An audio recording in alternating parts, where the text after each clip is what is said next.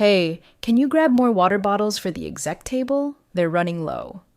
That was the first thing they said to me before the quarterly review. Not, Lena, great work on the drone motion patent. Not, Lena, that AI model you filed last month might just land us the whole damn Series B. Just water bottles. And I'm standing there in a blazer with a badge that says Director, IP Strategy.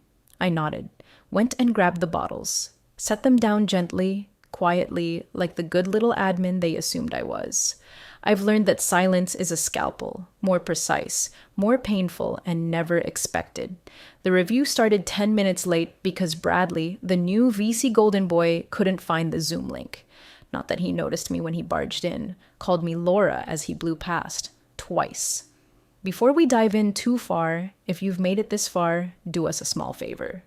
Subscribe and like the video. It's quick, free, and it helps our team keep making stories like this for you. Thanks. Back in that meeting room, I sat near the back with my tablet. I watched Bradley slap buzzwords on a pitch deck I'd edited at 3 a.m. last week. Proprietary tech stack. Revolutionizing edge processing. All under his name. He couldn't even spell differentiated on the first try. No one introduced me. Again. When we hit slide 12, I finally saw the patent IDs, my IDs, on screen. Right there under a new slide title, Bradley Shore's IP Roadmap. I had to laugh under my breath. The room heard it, apparently, because he gave me a look like I'd coughed during his wedding vows. They think I'm just the paperwork lady. I joined Solaris when it was 4 people in a warehouse with a broken HVAC and an espresso machine that leaked more than it brewed. I came from academia, straight out of a PhD lab where I'd been the only woman in a 10-person team and the only one who actually filed the patent they were all citing on LinkedIn. At Solaris, the founding CTO knew me from a lecture I gave on IP frameworks for early-stage AI tools. He told me flat out, "We can't afford bonuses, but I'll put you on the patents." I didn't hesitate. No one else would have offered that kind of deal, and I knew what it was worth. I drafted the provisional apps in a folding chair next to the server rack. Half the time, I was redlining NDA templates between bug reports. Over 6 years, I filed 11 patents that became the spine of our platform, and every single one was under my name, inventor of record, co-owner, if the contract held. But I never brought it up. Not once. Because you never interrupt a room full of men congratulating themselves, especially not when you're the one who built the table they're clinking glasses on. Now that we've got Series B, the tone's shifted. They're flying in consultants with slick hair and whiteboards. There's talk of polishing the C-suite and restructuring for scale. Translation. Out with the builders, in with the talkers.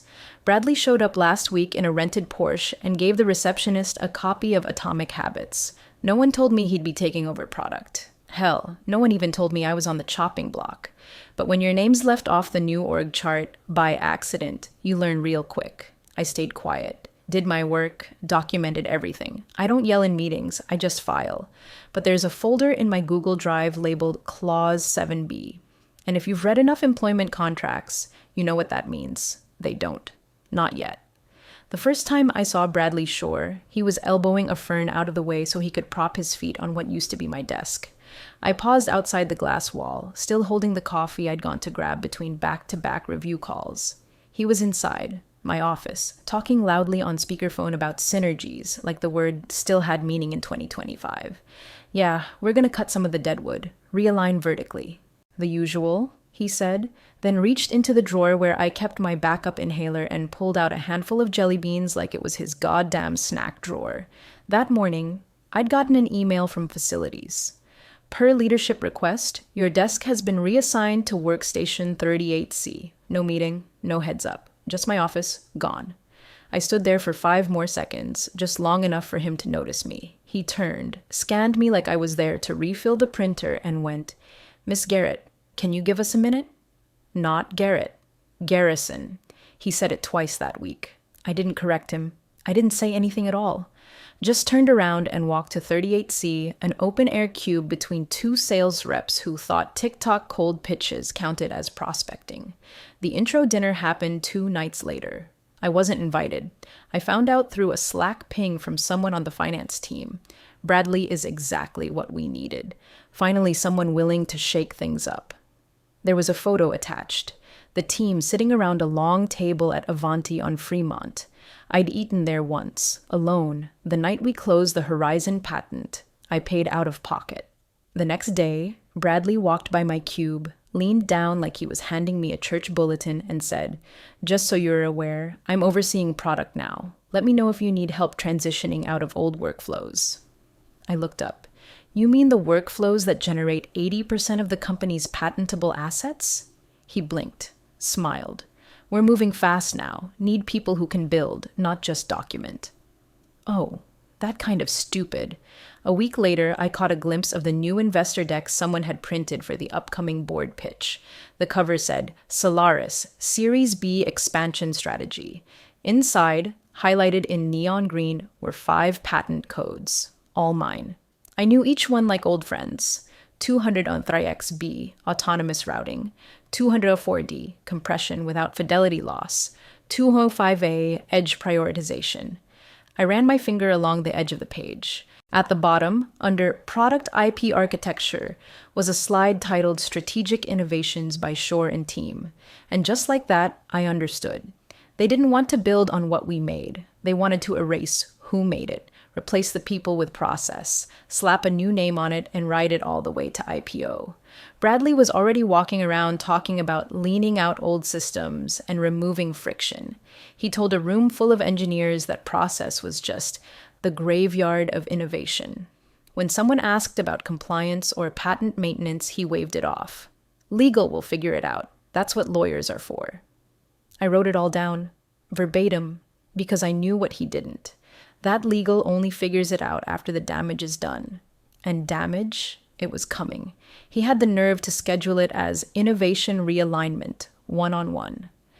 9 a.m. sharp, conference room 3B, the one with the frosted glass and the sticky door that always made a sound like a dying cat when it shut. I walked in on time. No makeup, plain blazer, hair up. If you're gonna kill a legacy, you might as well look like one. Bradley was already seated. Legs crossed like a TED Talk reject, grinning like he'd just signed a sneaker deal. He didn't even stand. Just gestured to the chair across from him with a dramatic little flick, like I was auditioning for my own funeral. "Lena," he said, like he'd known my name all along. "Thanks for coming in." I didn't say a word. He opened a sleek blue folder and turned it toward me. Inside, a single page, termination effective immediately. Restructuring was the word of choice. No cause, no payout beyond baseline. "I know this might come as a surprise," he said, voice syrupy, "but we're streamlining roles as we usher in a new era of innovation. It's not personal." Oh, honey, it's never personal until someone sues. I didn't reach for the folder. Instead, I opened my own. Pulled out a crisp, untouched original copy of my 2017 employment contract. The one with the red initial tag still visible. I slid it across the table slowly and let it rest right next to the termination form. Didn't say a word, didn't even look at him. He raised an eyebrow, tried to play it cool. "What's this?" "Paperwork," I said. His smile twitched. "Look, I know transitions like this can be disorienting. You've been with the company a long time, and your contributions—" I cut him off by finally picking up his letter, skimmed it, flipped to the last page, took his Mont Blanc from the table, signed it clean, and capped the pen with a snap that echoed. "Do whatever you need to," I said, standing. "I'm good." He blinked, clearly thrown. I left my badge on the table beside the contract. Walked out without looking back. The hall was quiet. Too quiet for a company that thought it just got rid of its past. What Bradley didn't know, what no one in that glass tower of delusion bothered to ask, was that Clause 7B of that 2017 contract was still binding, still enforceable, still hiding in plain sight. It said, in language cleaner than any of his vision statements, that unless I was paid equity-based bonuses within 3 years, I retained co-ownership of any intellectual property for which I was the listed inventor of record. 11 patents, all active, all filed under my name. They'd built a kingdom on my work, and they'd just exiled the queen without reading the deed. So I walked out of Solaris with nothing but a signed letter, a dead badge, and the calm of a woman about to set off a fire the sprinkler system couldn't touch. Outside, the sky was overcast. I looked up, smiled. Rain was coming. The email subject line was bland enough to ignore. Q4 IP prep, doc pulls for licensing call.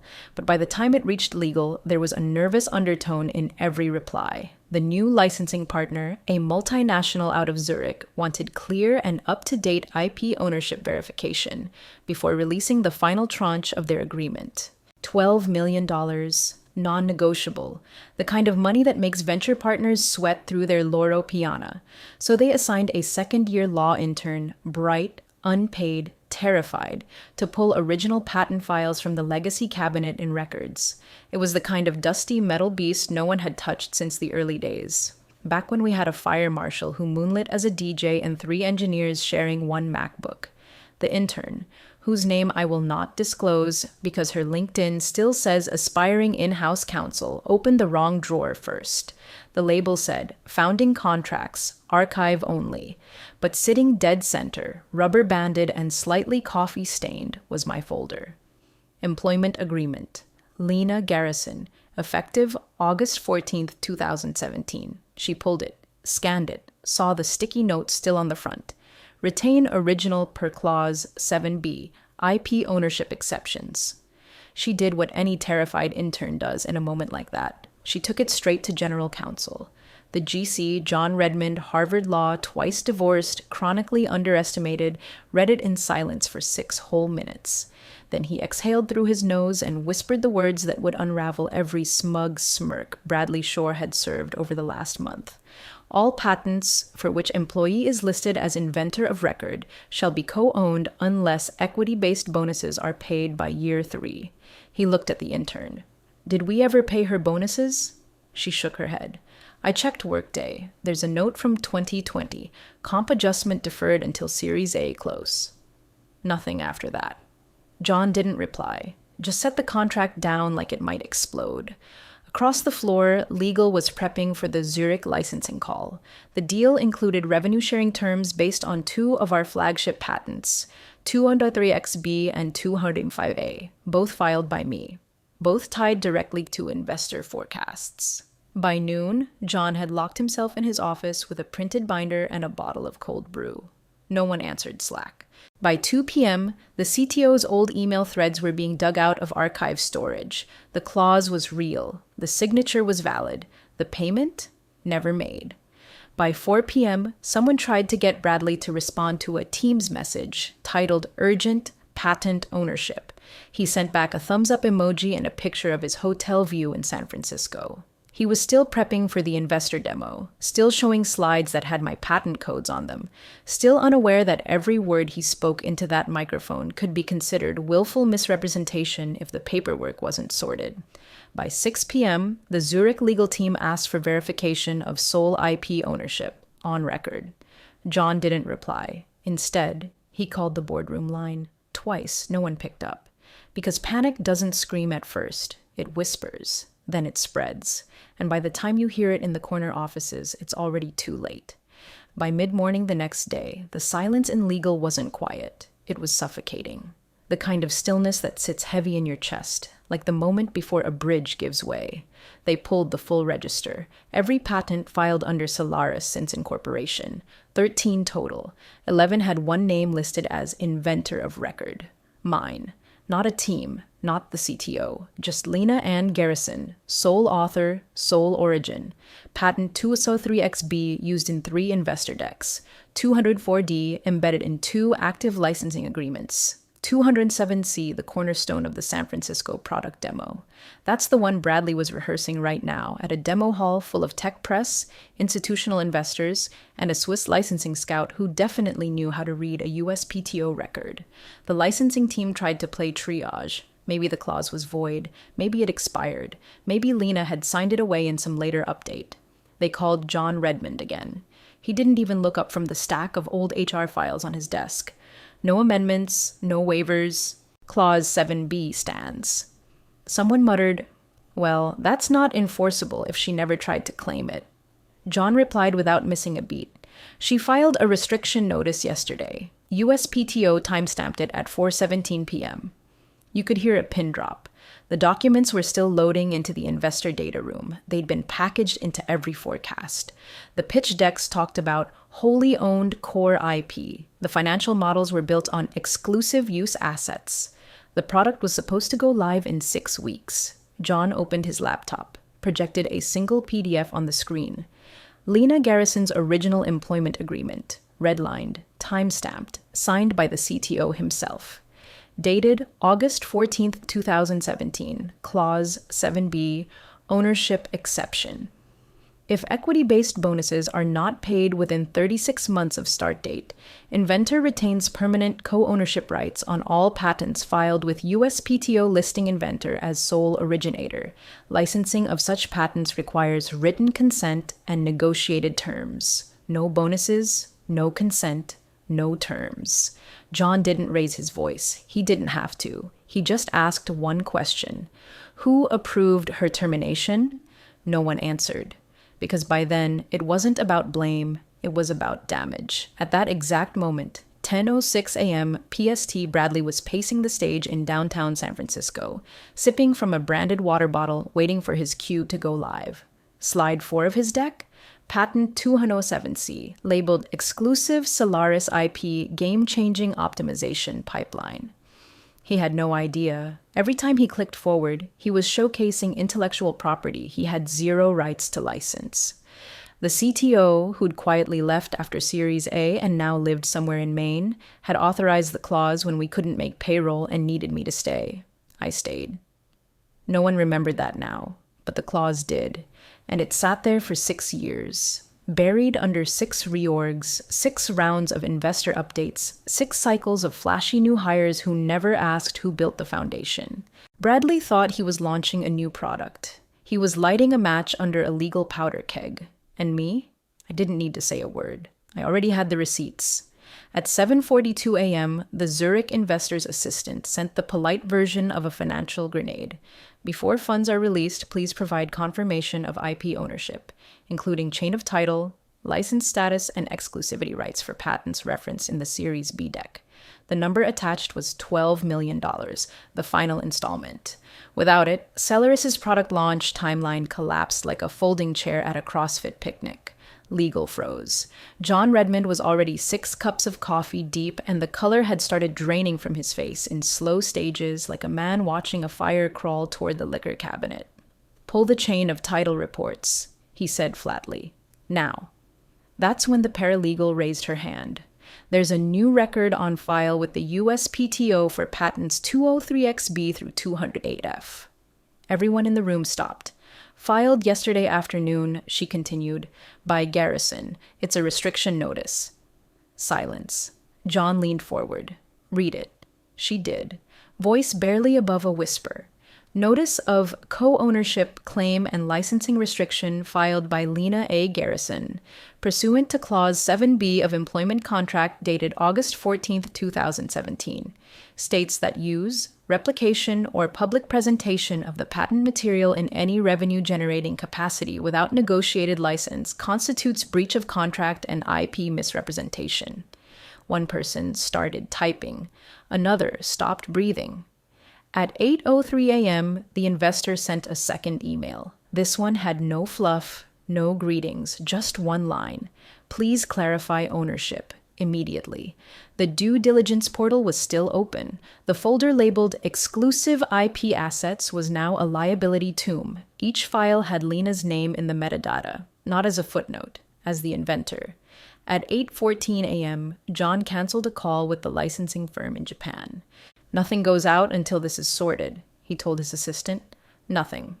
At 8:22, someone finally tried calling Bradley. He answered on the 3rd ring. Hey, can't really talk. They're miking me up. Everything okay? John's voice was strained. Bradley, we need to pull the IP slides right now. What? He laughed. You're kidding. We're 20 minutes from doors. The feature demo is the IP. It's not clean. Garrison filed. The clause is active. We don't have exclusive rights. There was a pause. Then, wait, what clause? What are you talking about? John snapped.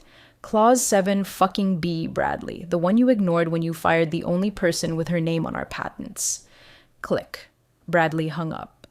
At 8:37 a.m., the investor followed up again.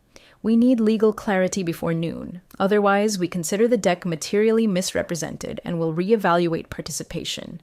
By then, 3 different execs were huddled in the hallway outside legal, whispering like kids caught cheating off the same test. Marketing didn't know what to say. Product had no idea which features they could legally mention.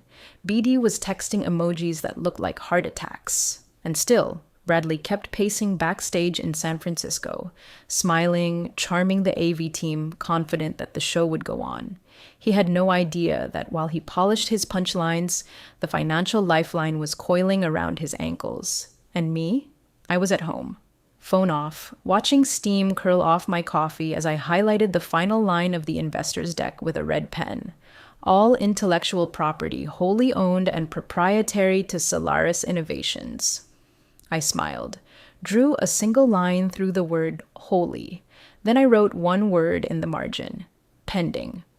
At 9:42 p.m. Eastern, the emergency board call began with a flicker of frozen screens and one board member swearing at their Wi-Fi. The CEO, Tom Calver, normally red-faced and booming like a used car salesman, looked like he'd aged 10 years in the last 2 hours. His collar was unbuttoned. His forehead glistened. He didn't even wait for quorum. He just said it. She owns every patent we've been pitching for 3 years. Silence. Not stunned silence. Fatal silence. The kind that precedes litigation or sudden cardiac arrest. Someone unmuted.